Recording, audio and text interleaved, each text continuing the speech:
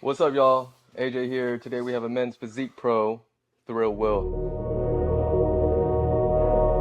Ready to go and jump in.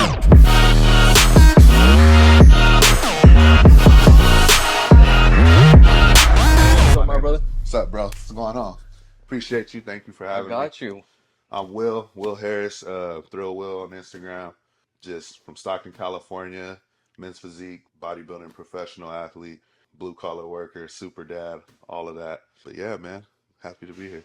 So why Thrill Wil? Thrill Wil that's funny. Like, honestly, to be 100% honest, I have a coworker that I've been at my company for almost a decade. Okay.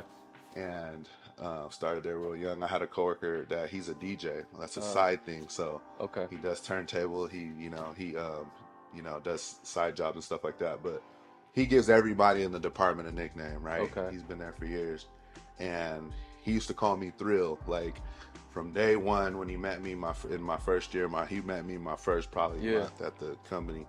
He was like, "Yeah, I'm gonna call you Thrill." So this was back in 2015. Okay. And ever since, like, it just stuck. Yeah. And then I kind of ran with it and was like, Thrill Wil.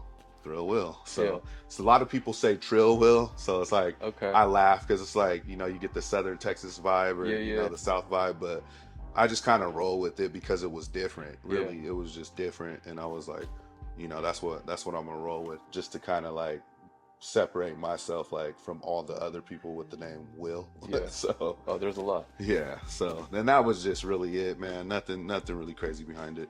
Okay. So it's just a OG name that you stuck with. Yep. Okay. So talk to me how you got started. Why did you get started? So as far as fitness in general and bodybuilding, I started working out probably back in 2008. I graduated in 2009 from high school. Okay. I had a buddy that we used to work out together, and we were both athletes, and we just started getting in the gym. You play high school sports? I did. I played basketball. I ran track during high school. Yeah, those were my sports. Gotcha. I hooped all the way up. I could have did the football thing, and I used to have the scouts and the coaches like, "Oh, you got this tight end on the basketball court." But really what it was I just, it wasn't something that I wanted to go outside and do every day. Yeah. It was like, nah, I'm gonna let y'all have that. Like, not that I'm lazy, but I was more so just enjoying high school. I would like to, I'm seasonal with it. That's what I like to say. Like, I'll play a sport or two, and then while a good percentage of my homies was in football, I'm kicking it. I'm doing me. That's interesting because bodybuilding's all season. Yeah. I mean, yeah, bodybuilding is definitely all season. You have the off season, and then you have the end season, which is, there's going to be different phases based on the coach of how you're dieting and what you're eating and your macros and your numbers. So yeah, dieting, I mean, bodybuilding is definitely year round, but the season itself, in my opinion of it, is the season is when you're chasing the stage. Gotcha. As far as, being in that deficit, that's when that's when it's the season and no longer the preseason and all that, or sense. summer leagues. Because when you're in that deficit, that's when the all the work that you did put in is now going to be peeled back and shown, and you just have to turn it up to a different level, and your focus and intensity just maybe shifts to a different level, or to a different strategy, in a sense, or kind of a shift in your game plan. But yeah, man, so you started weightlifting? yes, so I started weightlifting in '08. I would say the start of my senior year. We got weight training. We had block schedules, so no first period. Yeah. Wake up every day. Second period was weight training, so I had the dopest schedule. Yeah. And we did it year round, so we picked it twice. So we would go in and smash the weights, and then me and my homies that played sports, we would hang out at his house at times, and then we would play Madden and 2K, but we'd do the deck of cards. We'd do push-ups, so we'd run through the deck of cards and try to get to a point where we can run through it twice, back and forth, between games and stuff like that. And so our goal the whole senior year was to build our chest.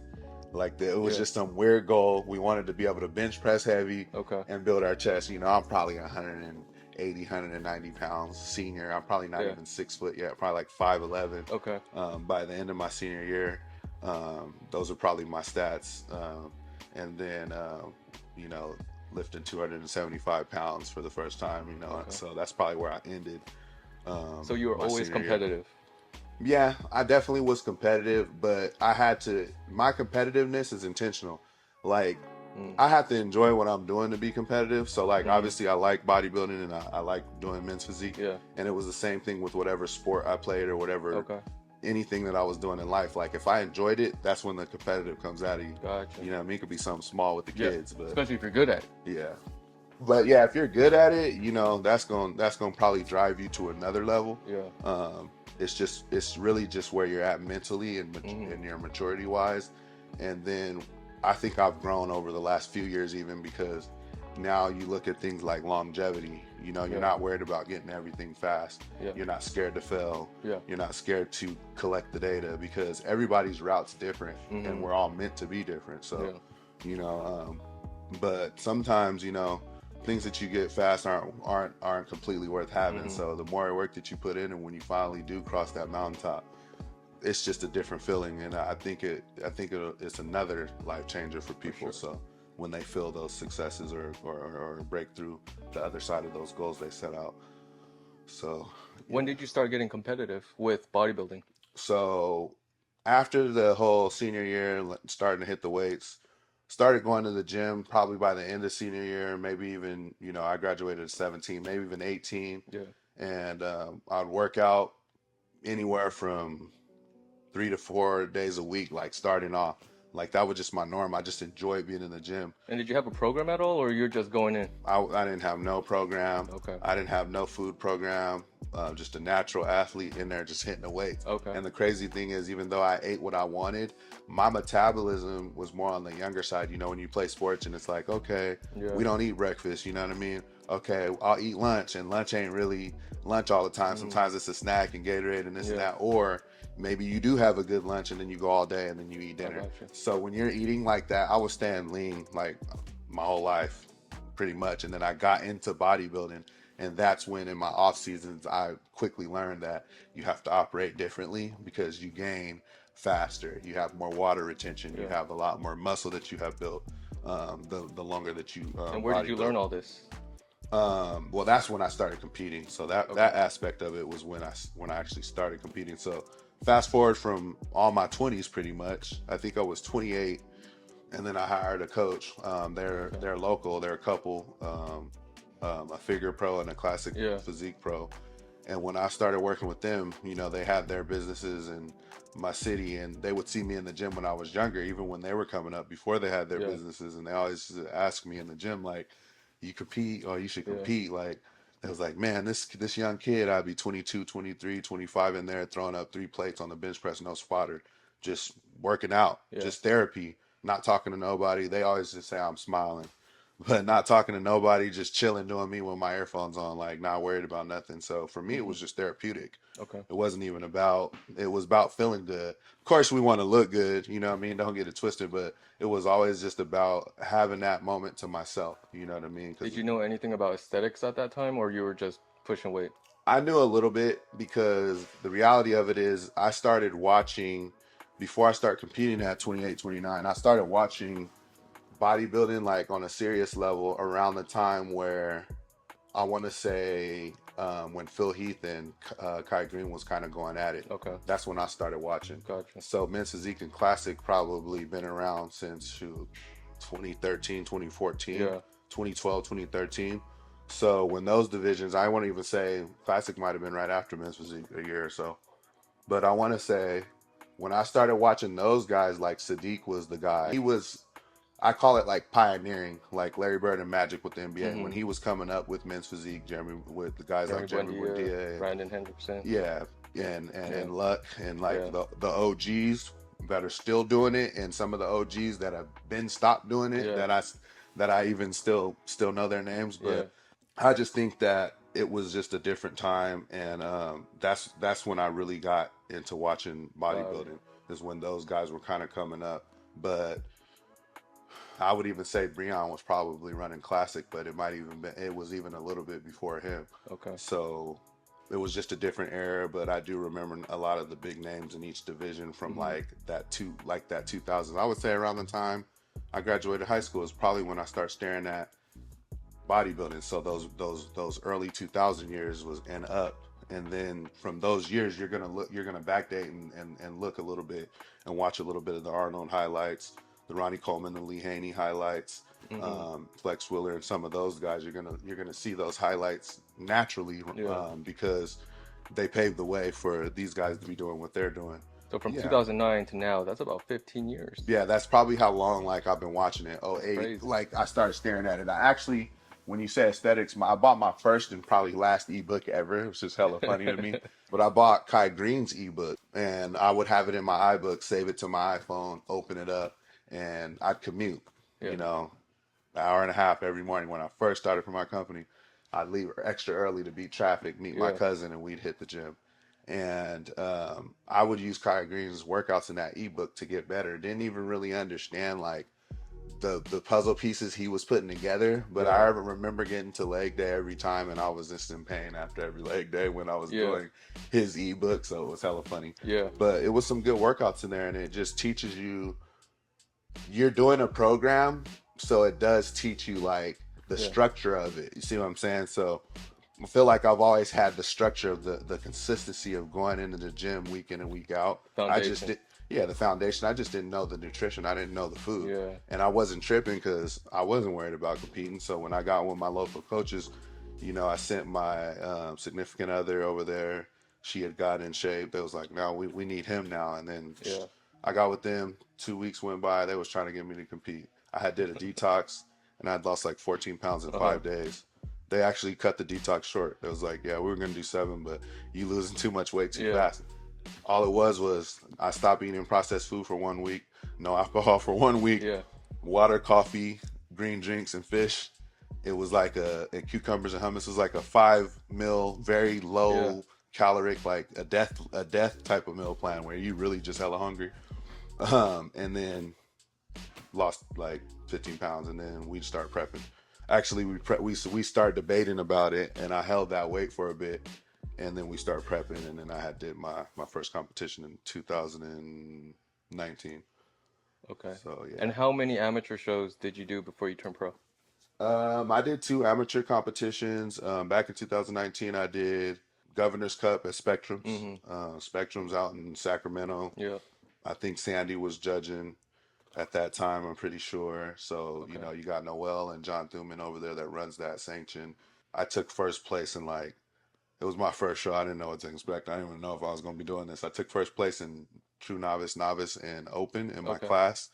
And then I took like the True Novice overall. And Ryan from Team Flex making his way back to the stage one more time with that custom Roman sword. He will take that sword and the title of 2019 NPC Governor's Cup True Novice overall champion.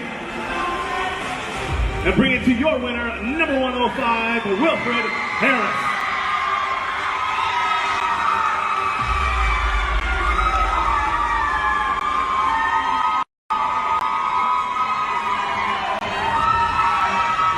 There was actually some good people in the show. Like at that time when I'm first learning the game, there was some good people in the show, and I remember watching the pros.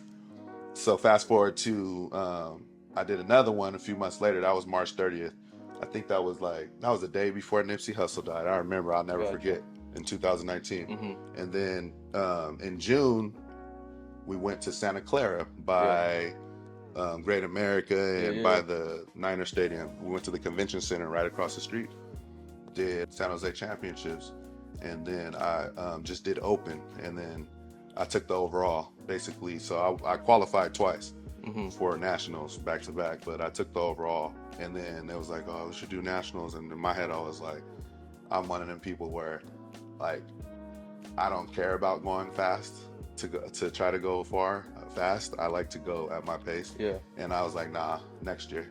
Like, I made that decision up front. I was like, nah, I'm ready for a break and next year, because I don't want to go out there and not get my pro card. You know what I mean? And I felt like at that point I could improve. But I had a good physique, you know, but I think maturity wise and just getting in the routine of posing more from 2019 to 2020, it was just a good decision for me to wait and not try to rush. It was just like your gut feeling telling you. And I knew it was the right decision, so I waited to go to nationals. So. And then you went to nationals. So in 2020, we went to nationals, COVID year. You have to wear a mask? No, Okay. not in Arizona. No, because see, the thing is, we did nationals in December of 2020. Okay. So USA's was supposed to be in July. It's in July every year. It's in July this year. Yeah. My boy Vinny went pro last year. It was in July. Yeah. So, and it's generally in Vegas. But COVID year, they moved it from they was moving it back forth from Vegas to LA, and then they kept moving the dates. So it never happened in the summer, and it didn't happen in Vegas or LA. Yeah. They moved it to Phoenix, Arizona, and it happened in December. Got it. So I started prep and I actually stayed in shape that whole year. Like it just, for whatever it was, we were busy. 2020, I don't know who had nothing to do, but we were busy. So more busy than normal years. So I would say I started that prep in I don't know, late August. I think I did a 14-week prep or something. Okay. And then I got my pro card. I did a 14-week prep. You did it with Bobby? USA's not in 2020. I went pro with Jonas Oh, okay. and my boy Josh Guidry and Alex Rogers, to name a few. Those are probably, I mean, as far as me going pro, those are probably the people that actually compete. Okay. And competed in more than one pro show, and they actually compete year to year. I know every other Jonas year. was like that Those one. four. We were top four. Yeah. And Jonas overall, but we were top four, and we're the only ones from the 2020 USA's. And then that was pretty much it for 2020. And 2021, just didn't know what I wanted to do. I was like, we got the pro card, but it's a reset button. Yeah. There's levels to this, you know what I mean? Yeah, and I had a good look. I think I didn't even hit struggling cylinders until I became a pro. Yeah. So when I became a pro, I learned quickly it's a whole nother level. Absolutely. And you can't rely on anything. You have to do what everybody's doing, and sometimes some, depending on who you are, because we all lacking somewhere, or it's harder for all of us to do something. We all have that one intricate something where we have to pay attention to it all prep, or it will bite us in the ass later. Yeah. And then you have to be smart. So we got the pro card. Then I finally did my pro debut in 2022 in September. So we just tried to do another I think 14, 15 week prep. Gotcha. And when I started that prep, I was out of shape. I had a solid off season as far as for that year and a half, there would be a phase where I'd take a couple months off, then I'd go hard for 6 or 7 months, and I'd take a couple, and then finally I got back with my old coaches, and then I did I probably did a 3-month bulk, to where I was just working out real hard, and then went into the prep. So my metabolism was increased. Everything was getting back in the routine and the flow, and then we just started prepping, and then I did my pro debut. I probably needed looking at my body, I felt like I could have used at least another 2 weeks or another week, but we didn't peak right. We didn't make the adjustments to actually be competitive, and it was just too many factors. So what'd you place? That was my last place. My first and last place in the pro league. So how'd you feel? I was so when you get 16th, you're actually we call it DFL, dead fucking last. When you're 16th place at Olympian or any competition in general, that's everybody's in 16th. So that's considered last place. So literally you're 1 through 5th, 1 through 6th is first call out. 5th to 6th, or 6th to 7th through 15th is the second call out. And then everybody who's in 16th is last. But I was the actual first 16th. And then it's 30 something guys got Olympians in the 4th and 5th call outs. So I got smashed there, and I was just I knew I was and I actually looked way better at finals, but we've all been through the prep woes, and I was just we didn't bring it straight up. So did that discourage you at all? It did, because it's your pro debut, and you're damn, do I belong here? That's the first thing you ask yourself. Yeah. But then I had to reflect and say, okay, let's be real about it. You came down X amount of pounds in X amount of months, revamped your body to do all of this, and you're just now hitting that cylinder. Give it a little bit more time. So, I questioned it. I reached out to some cool people and was what do you think? I was well, you at least got to do another show. And I was that's all I need to hear, say less. So we made the decision. It was fuck this. We're going to do 2 more back-to-back. Excuse my language. Yeah. No, and then it took me to another level. Whenever I lose, it's something crazy. Something clicks. And I was always saying, like, I wish I could just have that at the initial competition. Yeah. But it's data collection, and it's sticking with one coach, and it's growing, and it's also having a good off season, and then it's knowing how long you need to cut. Yeah. So I know, me being a bigger guy, like, we figured out the data. There's some things that I've already known, but you got to go through the life cycles of when you're working with people, and things of that nature, which is all positive because you learn from it, and you also learn your look. You know what I mean? So now you're working with Johnny, right? yeah, now I'm with Johnny. And how long have you been with him? Since September 2023. How's so that we been? started working together September 1st. So, well, right as soon as I got with him, because I've known Johnny for a while, he actually posed me when I was going up when I did my first 3 comps in 22. So we compared, like, we got together, we immediately said, okay, this is what we got to do. All the health stuff that is involved with it, knock out all the health stuff first, check. And now we hop into the bulk phase, right? The lean bulk phase. And then we just start comparing pictures. We started off, we document everything. We do our weekly check-ins. We do daily check-ins as you get close to the show. Any good coach is doing daily check-ins. And then if you're not doing a daily check-in when you at the most 3 weeks out, that's a red flag for me. But anyways, especially as a pro. So I got with him, we started comparing, we started talking, we looked at my old competition photos from Legions from San Francisco when I got 2 second places. And we just came up with a game plan. So we knew what we needed to improve, and I knew what my feedback was, which was very minimal when I was competing in 22. Okay. But the minimal feedback was a full off season to fix it, right? Gotcha. It was one thing, but it's probably one thing that it is for a lot of people. But for me, it was my back. And it wasn't like I didn't have a good back at that time. I had a good back, right? Better than a good amount of people at that time, because everybody grows, right? Year in, year out. But even now, like, I have a good back, right? So it was about bringing the density. That was what Tyler had told me. And then Sandy, the next week, she said a little bit more width. And I could see both, you know what I mean? Because it's just, like I said, when you get to the pro level, it's a reset button.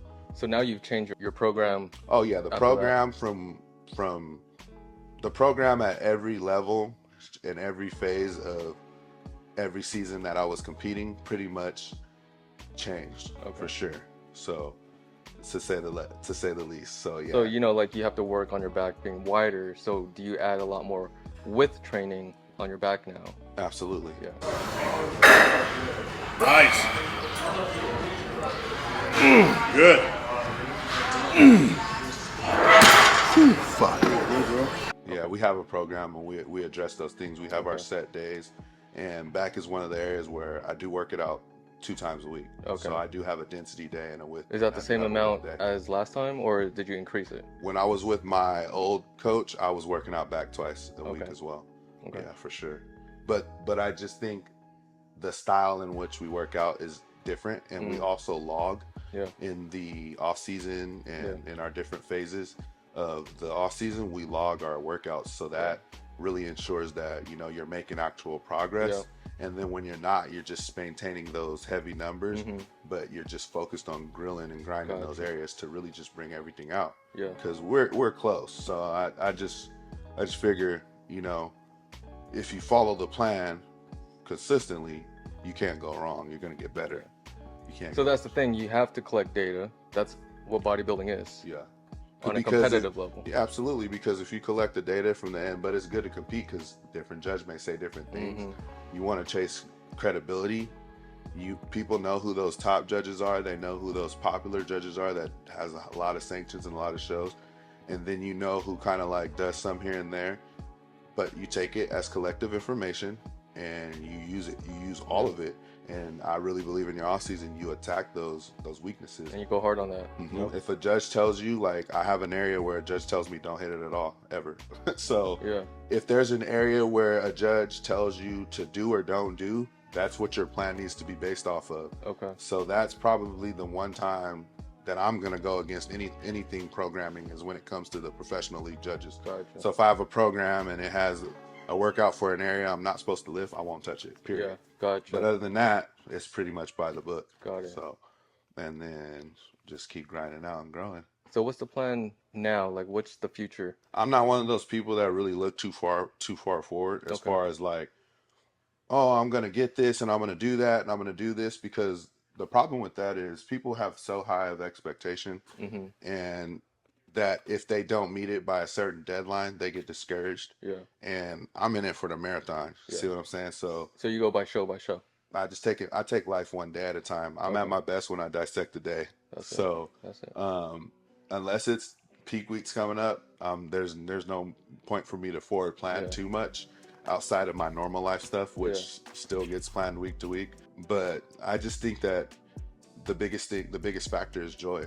When Yeah, it for comes sure. down to it, are you enjoying what you're doing? And then the rest will follow. So Do you ever think about taking bodybuilding as a career? it just depends on what those numbers look like, right? Mm-hmm. Because I'm a math guy, and if there's opportunities there, like, I'm not gonna close the door on them. Mm-hmm.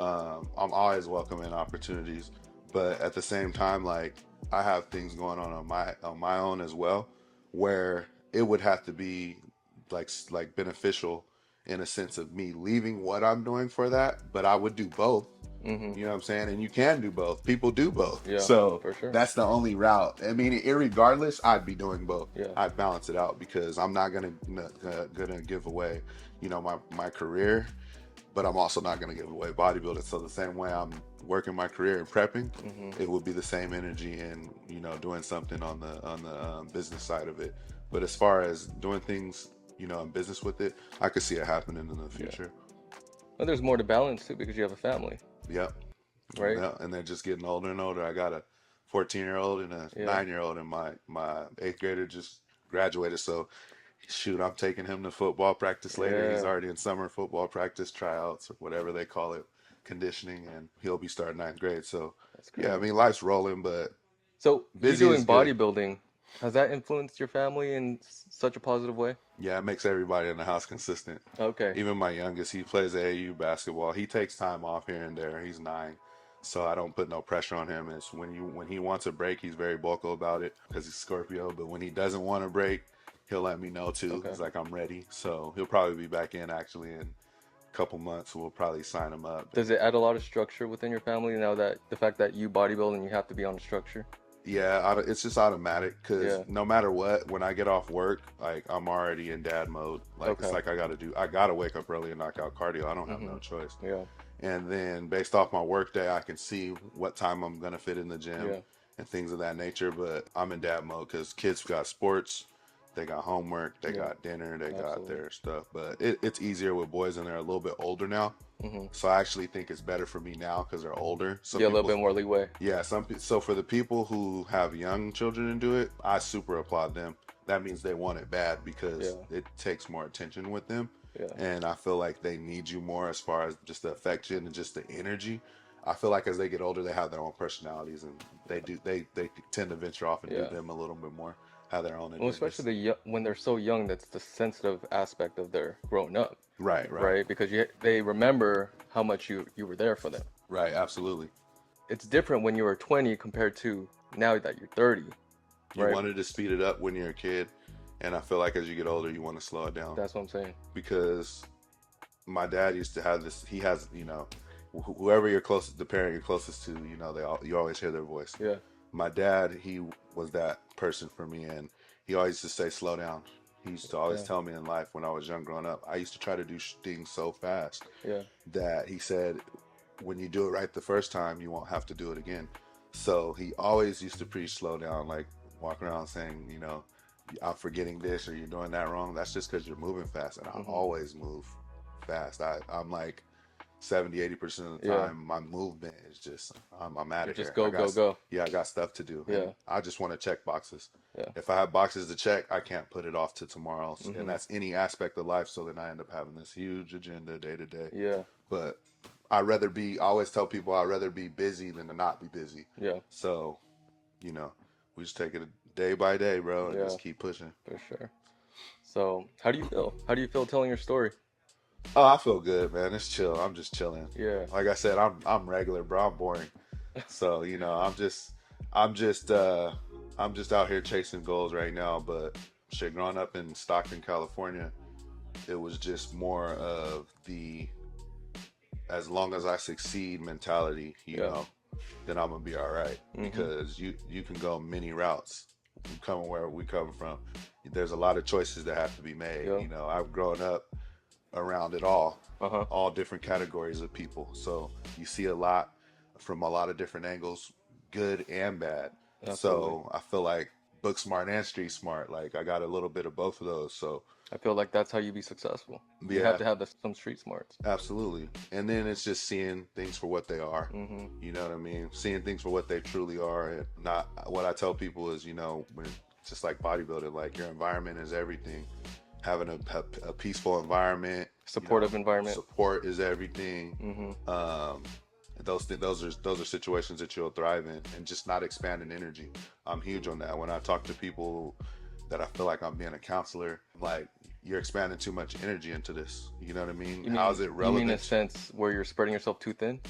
It could be that, or it could be something that's just not worth your time. Okay. Right. So if it's something not worth your time and you're putting energy there, you're emptying your cup on something that doesn't even have a factor in your life. It's one thing to try to help someone, but like if you're constantly expanding your energy, you're not only losing time, but you're losing all that energy and focus that you could be putting towards things that actually matter. So for me, I've learned how to be very compartmentalized with people that I deal with on any basis. I'm very just low key and minimal. And now my answers are very short and direct. I move real different. So the older I get, unless it's a situation where, you know, work, home, personal, we're doing business, or this is work, we need to be detailed, and this is for real now. Or like an interview like this. Yeah, I'll just go into detail at that point. And so what you're trying to say is you conserve your energy depending on who it is. Absolutely. Depending on who it is, depending on like you ain't gonna waste my time. The priority of it, the relevancy of it. Absolutely. Yeah, because time is everything. Yeah. So if I can limit that, that's the way I balance everything. When from work to personal to fitness to anything in life is the relevancy. Absolutely. And this is how much energy I'm going to expand into that. This is a grade C over here. You're going to get 30 minutes. Like this is a priority. This is unlimited. This is not relevant. Like this message on Instagram, in and out, boop, seen. Sorry, I like and push. You know, you got too much on the line to be wasting energy on. Like it's just a waste of time. And I don't do the hangouts. Like I can hang out in the off season. I got stuff to do right now. So that's the mentality. So what advice would you give a men's physique athlete that is just starting out? Number one advice. That's just starting out to do a first prep for a first competition or something like that. Yeah, they're interested. They're inspired by your story. And they're like, yo, I want to try that. The first prep is a weird one. It's kind of fun. Yeah. In a messed up way, like because you don't really know what to expect. So a lot happens fast. Plus, you got, you know, it's your first competition. You got less muscle. And you learn a lot. Yeah, you're going to learn a lot. Your body's going to change fast. But enjoy it, you know, and just go through it, collect information, see if this is for you. You know, don't rush. Don't try to go out here doing, you know, you might do 1 or 2 amateur competitions and then take a little break, see if you enjoyed it, and then kind of go from there. But I would just say don't have any expectations. It's your first competition ever. You know what I mean? Go hard and obviously bring your best. Rely on the groundwork that you put in. You're going to bring your best package, but which generally when you do that, it works out anyways as an amateur, but just enjoy it and then see if it's really for you. Yeah. You know what I mean? Stick to the plan. Yeah. Work smart, hard. Don't put yourself into overdrive, you know. Would you say take out the emotion out of it? That's what I do. You know, at this level that I'm at, everybody has good and bad days. That's totally normal. You know, you're going to have days where you're like, man, today's lit. This is a cool day on prep. Yeah. You're going to have a day where it's like, man, stuff went wrong. I'm tired. I'm sore. Yeah. Ain't nothing going right. I feel like I look like crap, even though that's in your head. Most of the time you look insane and you're just picking yourself apart for little things.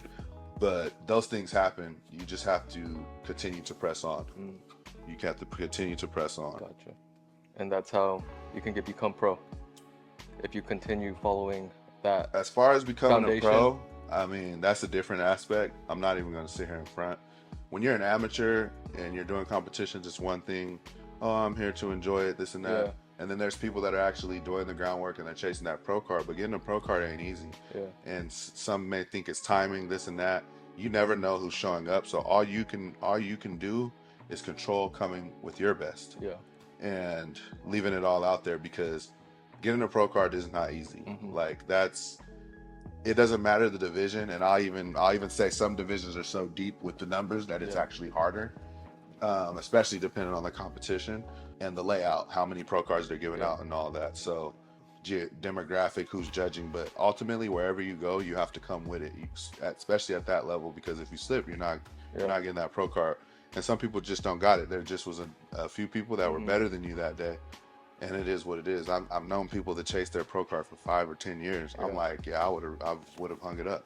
I'm just keeping it real. That's what I would have done. But then you have people who are in the fight their first year, their first 2 years, their first 3 years, and they're trying to figure it out. So if it's something that you're chasing, I usually tell people hopefully they're chasing it to actually compete in the pro league.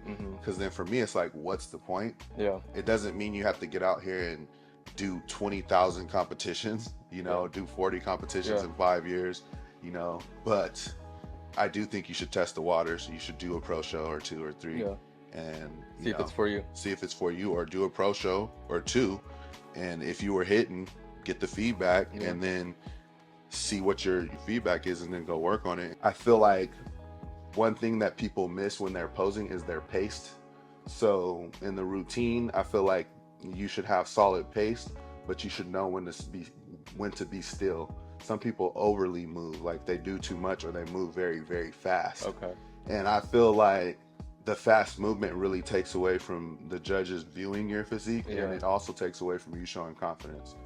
So they're just trying to get through it as fast as possible, get off stage, huh? So posing, your pace, your posing stage presence, obviously posing conditioning, you don't want to fade under the lights. You should be getting better as you pose. As they turn you around, I noticed for me, even in Denver, as I was posing, I noticed by the time we got our trophies, my abs were hella tighter. Like just crispy. But at the same time, I knew that I still have another level as far as the conditioning goes when I look at my back separation and even my pop in my back, because although I may appear like a bigger guy, which I am, I still can have a better, crispier look by actually carving up and continue to dry out and continuing to, bring that condition. So I say posing is a huge factor. Your shorts, your tan's a huge factor. Smiling on stage is a huge factor. Knowing how to pose your physique in general, your structure, your width, knowing how to set up your front and back pose, and your conditioning. You know what I mean? And then how you peak. The combination between fullness and dry and tight, like all those things kind of matter on show day. And then you're only as good as the guy you stand next to. So the comparisons is cool. All the internet stuff is cool. But in real life, or what I've learned real quickly, is that none of the shit that people post matters. You're going to have a list of, 10, 12 to 35 guys at any show. Anything can happen. And I've seen where, Olympians have been put in the second and third call-outs. I've seen it many of times in my competing. And I've even had some ups and downs, pro debut 16th, Pittsburgh 12th or 13th, coming out the gates each season, and then, hitting those 2 seconds after placing, last out of 30 guys, third call outs. I'm somewhere sitting around the literal 16th spot, coming back in this year and getting a 4th place. So we're moving up. We know the potential. We just know we just got to keep going because we're different. But at the same time, when you look at the field, I'm not biased. I look at the Denver show and I'm like, okay, number one's been chasing it for a long time. He's been knocking at the door for a long time. He's complete. Nothing bad, all good things to say about him. Mentality, good person. I'm not the person to hate on anybody. I congratulate and move forward on to the next. And then the second place guy, he had a phenomenal back. And I just said, wow, like he's hella wide. It's rare to see a guy. I'm 6'1¼ He's probably 6 foot. And it's rare to see a guy like that with that much width. It was just like his back was so like, it was like pretty, but it was wide. I said, boy. So it just made his waist even smaller. Yes. And he actually has a small waist. So that's the cool thing about it. He has a longer torso like me, but he has a small waist. The only thing I can say is that guy builds his front. He's hard to beat. Yeah. I mean, he can win a show now. So, and then the third place guy, he has some big legs. That's what I remember. But he came with a good condition and good balanced package. and he had great posing in his routine. It was Yeah. different. So everybody's plays to their strengths. And one thing I did notice outside of Frankie, which was in fifth, which he upgraded his back a lot.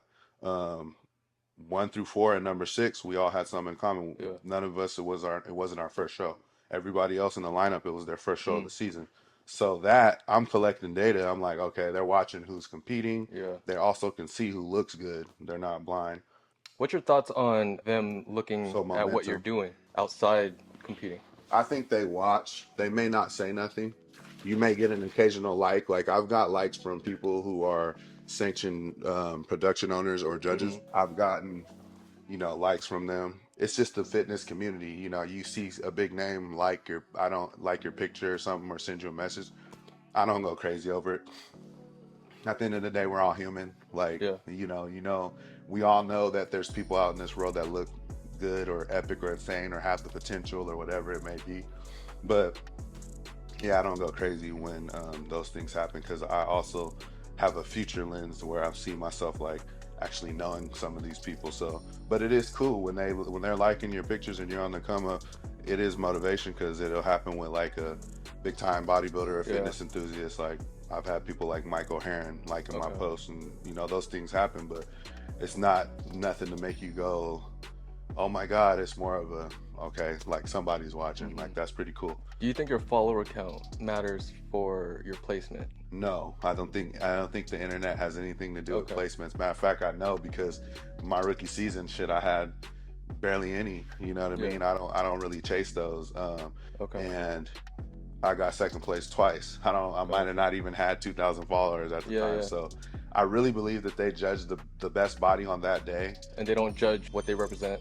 No, not at all. Yeah. Because people got to understand, when you come back, and a lot of people that aren't there in person, they're like, what happened?